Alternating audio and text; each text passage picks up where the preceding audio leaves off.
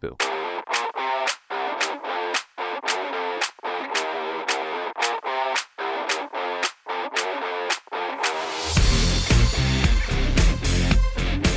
We're back here on the Yaffee program.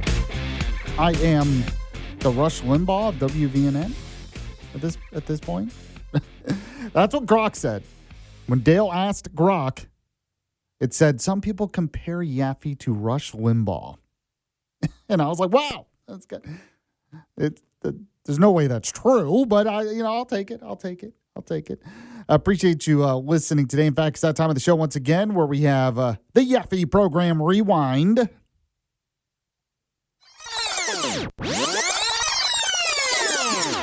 Sorry, the tape got stuck there. I mean, what can it happens if you remember those days of a VCR. Anyways, that time of the show where I remind you, if you missed any of it live, the podcast will be up on the website, WVNN.com, or the WVNN app.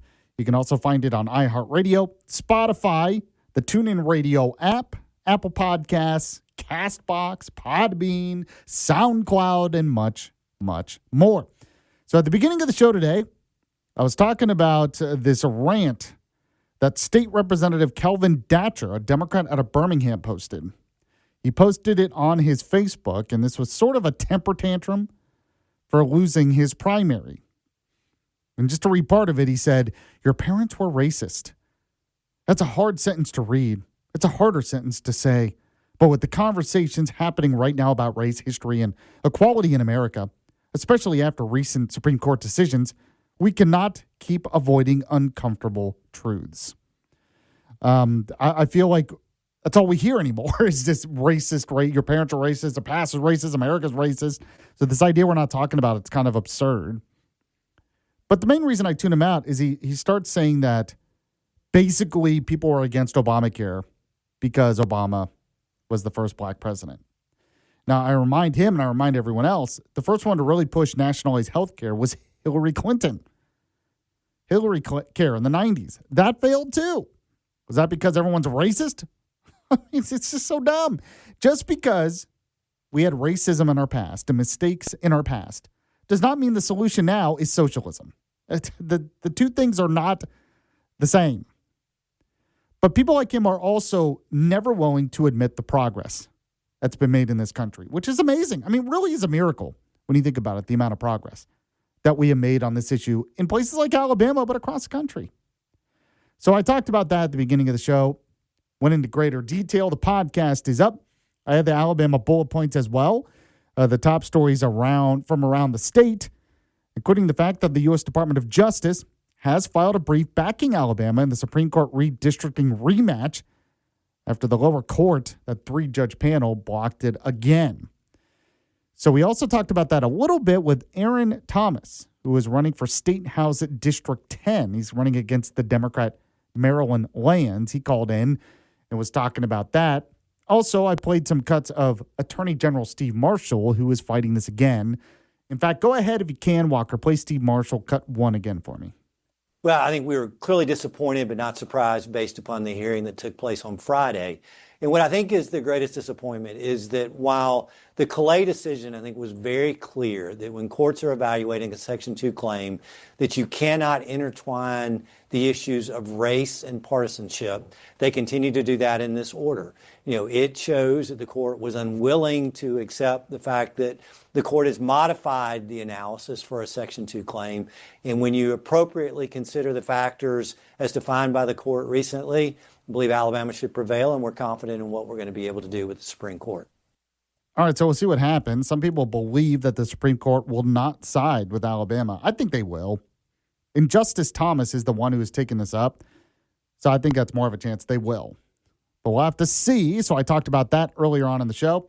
Then, yes, we talked about the latest in the Project Pause, the quasi-ceasefire that we currently have with Iran. President Trump trying to send a message he's still going to be tough on them. Some people are skeptical, but Trump spoke at the White House yesterday during a cabinet meeting. Go on and play a Trump cut 1 for me. Well, Iran is very much intent. They want very much to make a deal. So far, they haven't gotten there. We're not satisfied with it, but we will be. We will be either that or we'll have to just finish the job. It looks like they want to just make a deal. I don't think they have a choice. They're just going back to the internet because they're getting clobbered. Their economy is in free fall. They have 250% inflation. Their money has no value. Their whole economic system is broken down. We have control of money that they claim is theirs. We'll keep control of that money. And when they behave properly and when they do what's right, we'll let them have their money. But right now, we're not doing that. And it's one thing is not contingent on the other. We're going to watch over it. We'll watch over it, but nobody's going to control it. That's part of the negotiation that we have. They would like to control it. Nobody's going to control it. It's international waters, and Oman will behave just like everybody else, so we'll have to blow them up. They understand that. They'll be fine. They're negotiating on fumes. But we'll see what happens. Maybe we have to go back and finish it. Maybe we don't. No, we're not talking about any easing of sanctions or giving money. No sanctions, no money, no nothing. We have control of money that they claim is theirs. We'll keep control of that money. And when they behave properly and when they do what's right, we'll let them have their money. All right, so we talked about that earlier on in the show. I tend to agree. In fact, go ahead real quick. Play the Jack Keane cut. This is retired General Jack Keane on the Iran deal. But my problem with the deal here is that we leave Iran bruised but intact. And they'll walk away from here citing and convincing themselves that they got the United States to back down. And as a result of that, we extend a lifeline to the regime for sure, for them to do what? To recover. And in the deal, the unfrozen assets are about $100 billion. It's likely we're going to take some part of that and give that to them up front and also reduce some of the sanctions. And certainly we're going to monitor their behavior. But nonetheless, it is a lifeline to the regime that extends them for years to come. The next administration is going to wind up stop it there. I just wanted to say I agree with that. So we talked about that. We also talked about Ken Paxton's victory, what that means. We had What's Trending. We had your text messages and calls. You can weigh in on the Yaffee text line, 866-494-9866. Thanks to Walker for producing. Thanks to you for listening. The Vin Show is next, and I'll be back tomorrow at the same time. See you then. It's the Yaffee Program on WVNN.